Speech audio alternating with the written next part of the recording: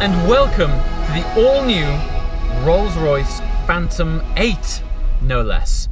And conveniently, I find myself amongst the resplendent Swiss Alps just as we've had a light smattering of snow. Now, very significant moment indeed. New car launches obviously are significant moments in themselves, but to give you a little bit of context as to why this carries extra significance, the last Rolls-Royce Phantom, the Phantom VII, had a lifespan of 14 years. So needless to say, it's not every day that a new Phantom comes along, but we're here and I have been graced with this fine opportunity to share the launch with you.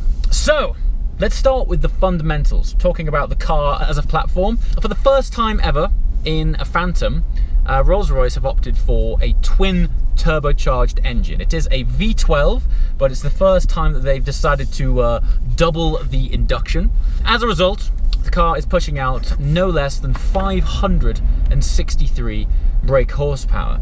And while that is no small figure, it is actually the torque figures which are baffling. At 900 Newton meters of torque, I am convinced it's going to be damaging the very road surface that you're driving along. I mean, that is some incredible twisting effort. Now, while these numbers are fabulous to read, to experience is a whole different ball game.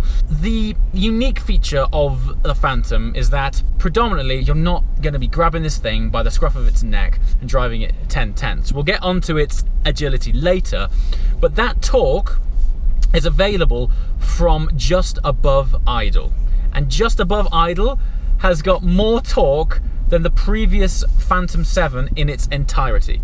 So it doesn't so much drive off as there is this sort of otherworldly, almost magnetic pull that draws it along the road from standstill.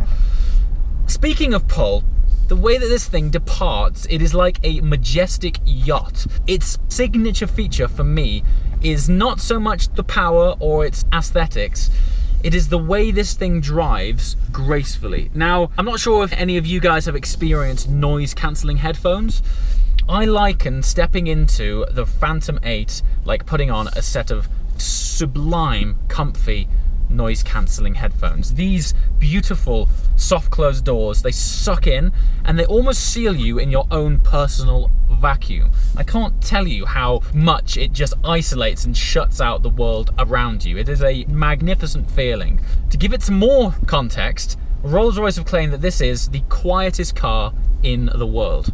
To help you get your mind around how they've done that, the weight of the sound deadening materials alone is 130 kilograms.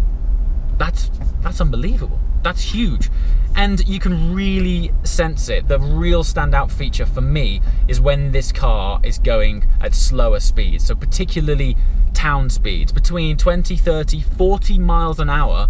I am convinced that this car is levitating. The lack of friction and sounds that you get from the road is otherworldly. In fact, it really does at first take some adapting to. It's like nothing else I've ever experienced. I mentioned that we would talk about the driving dynamics of this car. Well, thanks to the new addition of rear wheel steering, this car, I think, is around about 5.7 meters long. So when I referred to it earlier as a road yacht, it really wasn't an exaggeration. However, with the rear wheel steering, it has virtually shrunk the wheelbase of this car to no end. I can't believe how it doesn't feel as big as it looks. It really is an agile car, particularly for its size and its weight. Now, earlier on I was mentioning 130 kilograms for sound deadening alone. Well, with all of the luxury that is smattered in this car, we've got about 17 cows in here. These seats alone, I mean, they're packed full of massage functions, there's screens in the back, everything is electronic. The weight of the car is coming in at 2.5 tons. I mean, you know, who cares?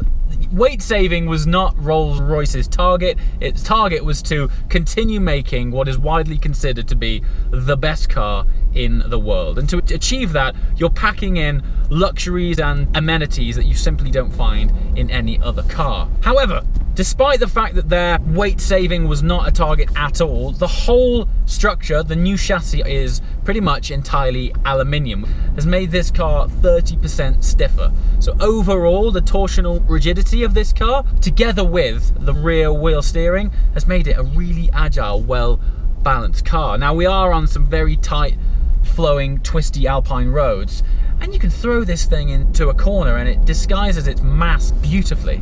So speaking of tech, this has a system on it that Rolls-Royce refer to as the flag bearer, and which has cameras at the front of the car that literally scans the road ahead, proactively adapts the suspension to absorb the bump before you hit it.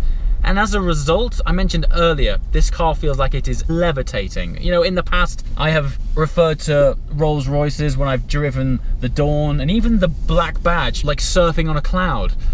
This has taken comfort to a whole new level. And I say levitating because there is zero feeling of friction. Certainly at these speeds, I don't know how they've done it, but it is a wonder.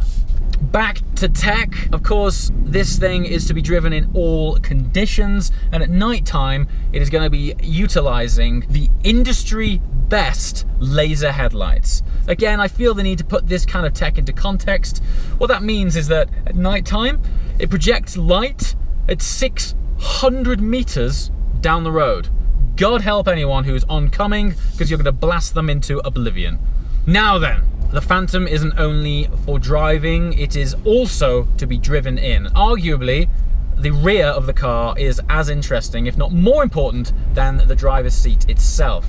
Heading to the rear, first of all, the thing that you get presented with is these two massive screens. The infotainment system in the back is amazing, and you have independent control for both passengers, but if you really want the luxury legroom, the passenger is always intended to sit behind the passenger seat, so you can push it forward and get all that extra legroom. However, if you do find yourself as a passenger in the front, there is a world first feature that I think is about as opulent and eccentric as I've ever seen in a car before. Behold in the dash a housing, a display case, what Rolls-Royce has pitched as a unit which is available for clients to put in bespoke works of art. I'm not talking finger paintings here, I'm talking people are going to be commissioning like Damien Hirst to put installations into their car. Rolls-Royce themselves have partnered up with artists to create bespoke installations which you can choose from factory.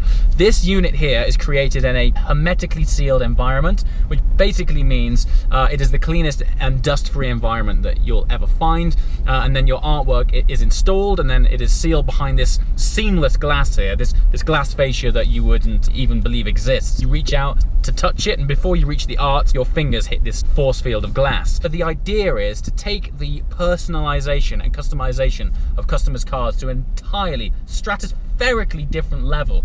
I just can't wait to see what people create, what they dream up, and what they can facilitate and stick in the dashboard of a car. What I would best describe encapsulates what this car is dynamic opulence. It is a perfect example of the finest environment in which to drive, but they've still been able to maximize the ability and the driving capability of a car of this size. This really does sit in a class of its own. Anyway guys, I do find myself on a fabulous alpine road in a brand new Phantom, so without wasting time, I'm going to let you guys go and speak to you soon. As always guys, thanks for watching. See you next time. Ciao.